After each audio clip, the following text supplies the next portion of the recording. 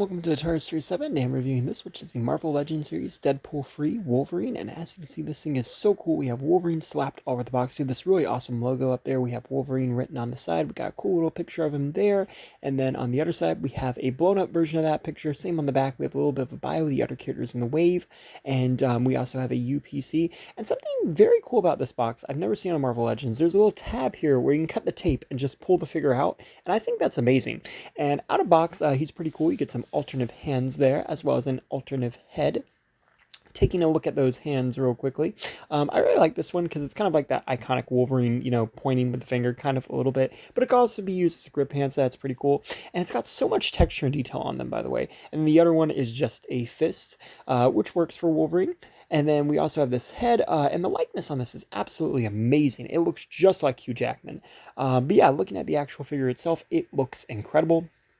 The texture on the mask is amazing. It's got the lines that go over the middle of it too, and the mask looks so good. It is so incredible to finally see Hugh Jackman in an actual Wolverine costume with a Wolverine mask, and the figure definitely captures that perfectly. Even though he doesn't really have the sleeves and it's more dirty in the final cut, the suit for the most part, even though it's kind of mixed match, still looks great. And this is how the suit is intended to look in that universe. I love the X-belt. The only thing I slightly dislike is the claws are gunmetal type plastic. They're not the shiny claws that came out in the previous movie Wolverine, so it would have been nice if they went with that. But the pants look good. There's blue and yellow and molded texture all throughout his suit and everything, and it looks great.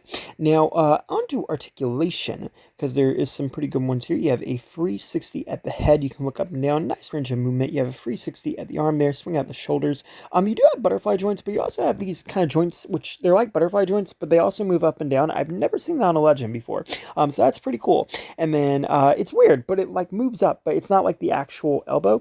Now you have double joint elbows there. I noticed mine are incredibly stiff. They did get more loose after I moved them around, but just be careful. I recommend holding both parts in case it doesn't snap, and I do not want to do that, and obviously you guys don't want either. You have a 360 at the wrist, and they hinge, which is pretty cool. Basically standard Legend stuff, but pretty neat. Now you have a 360 at the torso, as well as an ab crunch, which is pretty good. And very articulate. That's how you want these characters to be. And then the legs go up and down, back and forth, side at the knee, and double joint elbows, and the feet move up and down. So pretty good in terms of articulation there. And yeah, so that's pretty cool. Now, the neck joint here is pretty cool, but I kind of don't like when they do this because I'm always afraid like that little peg's going to snap. But either way, here's the unmasked head, and as you can see, it looks good. And this is pretty much how Wolverine kind of shows up for most of the start of the movie. So it's so cool to see this, and the likeness to Hugh Jackman is just so good. The hair, everything about this literally just screams him from the film, and Hasbro has done a fantastic job. Now, here's a comparison with the previous Wolverine that came out for the 20th anniversary of the X-Men movies, and as you can see, they look great together. And they do look different, but I mean, obviously, he's a little bit older in this one, so that makes sense. And then here we have the Origins one as well. And between the three of these, I probably like the 20th anniversary one just a little bit more because that's what we're used to seeing him wear.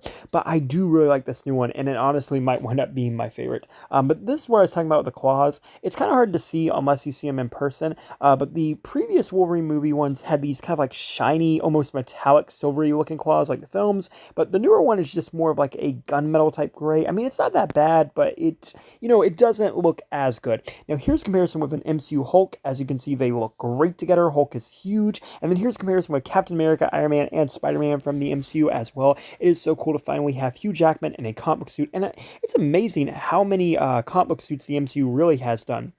Here's Toby Spider-Man, because why not? As well as the Fox Magneto. Very cool to see them. And then here's a comparison with some previously released comic book Wolverines. And yeah, overall, he's a little bit taller, obviously. But I think this is an amazing figure. They've done a fantastic job, and I love it. So thank you for watching. Please rate, like, and subscribe.